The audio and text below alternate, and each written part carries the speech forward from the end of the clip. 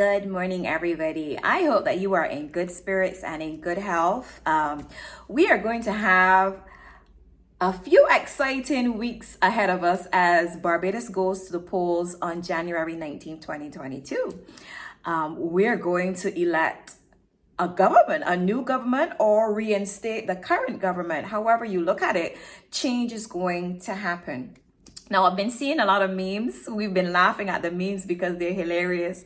There are many posts and videos circulating on social media where people are saying they're not going to vote, voting is a waste of time, and doesn't make any sense. All politicians are the same. All governments are the same, and nothing ain't gonna change. Wow, that's not really true. Because the last time we went to the polls, we voted for change, and change did occur. We saw that change, a whole red wash, 30-0, and here we are 3 years later, and we're going to the polls again. So my question to you would be, why would you not want to vote this time around? What has changed during the time to make you, want to disassociate yourself from the current administration, or make you question the importance of you casting your vote? Because history does not have to repeat itself, and we use our vote because we want to bring about change, to build on the foundations of democracy, and to create a Barbados that we believe that we can prosper and live in. But there's so many issues.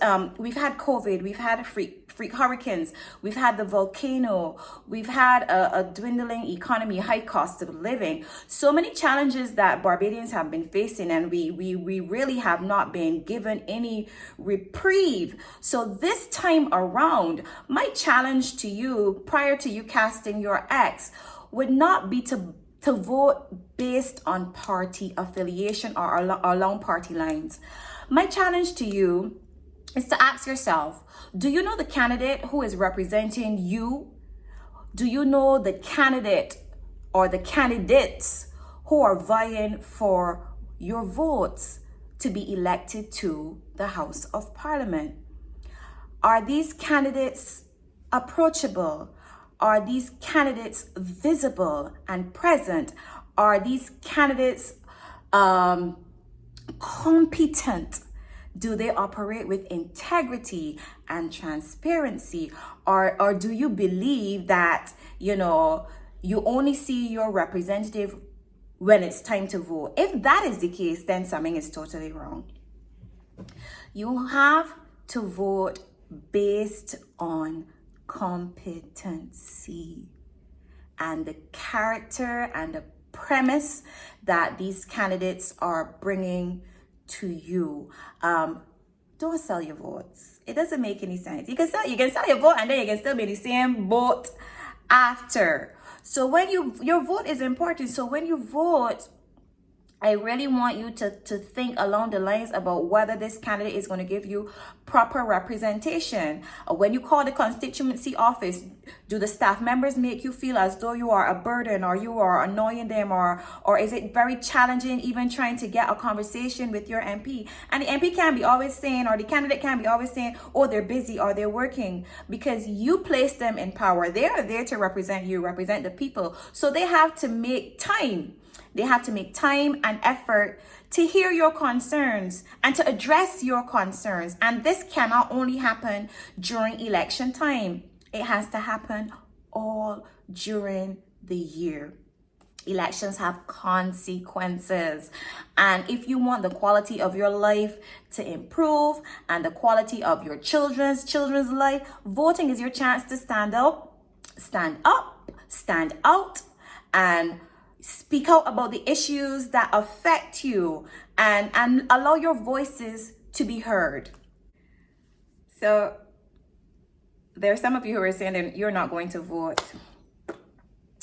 By not voting, you kind of are giving up your voice, because your vote makes a difference. And when you don't vote, you allow somebody else to have a say. You allow somebody else's voice, or somebody else's ballot to impact on your livelihood, on your quality of life. So take some time to learn about the measures and the candidates. And if you don't vote, somebody else will make the decision for you. It's as simple as that. Your power is in your vote. And when you don't vote, don't complain. Don't complain after, because you had an opportunity to bring about change. Whether there's positive change or negative change, that's left to be determined. But you have the opportunity to create change, and your vote makes a difference. So it may feel like your vote does not matter, but it really does. It does in determining who you believe is competent enough to represent you. So turn up and skin up the apple cart. Do not let anybody discourage you not to vote, and do not let anybody sway you in a particular direction. Get rid of the party colors. Red, yellow, green, orange, whatever.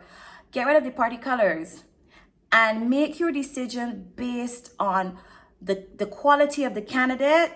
Base your decisions based on the quality of leadership that is being presented by the particular party organization, and take your time, ask questions, because the winner of the election is going to represent you anyway. So voting for the candidate isn't an endorsement, it's a preference. It's rare to agree with a candidate on every single issue, but it's important to make sure that they know what you care about. So let your voices be heard. There's usually one candidate who represents your interests. Find that candidate. When they come around, ask questions. When you choose not to vote, you are letting others make a very important decision for you. You are letting others decide what laws should be enforced. And they're usually going to be, one person on the ballot paper who is a better fit than other candidates. So you should play an active role in the electoral process. Try to make a positive impact, because voting is an opportunity for change, and your community needs you. Support the candidates and measures that help your community. Support the candidates that can make your life better. So we know that cost of living in Barbados is real high, and something needs to be done. Something has to be done, because honestly, we can't be working just to pay bills. Most people are working just to pay bills.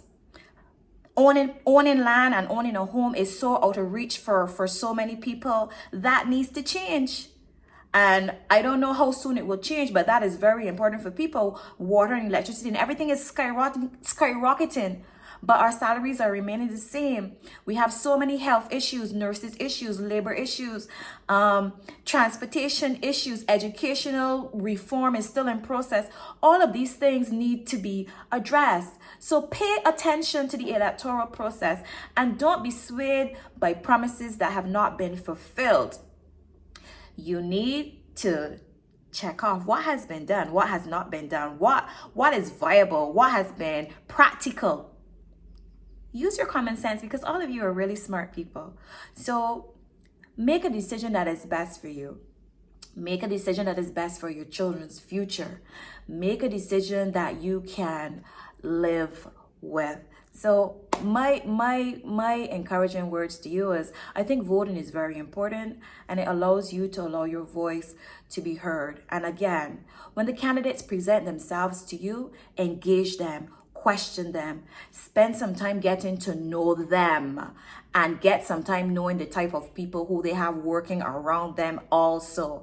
And the old people that's always say, if your spirit entered to somebody, well then that is a sign. Let that be a sign for you. And at the end of the day, let us do our part to make sure that Barbados goes in the right direction. We have a rocky road ahead. Let's not fool ourselves.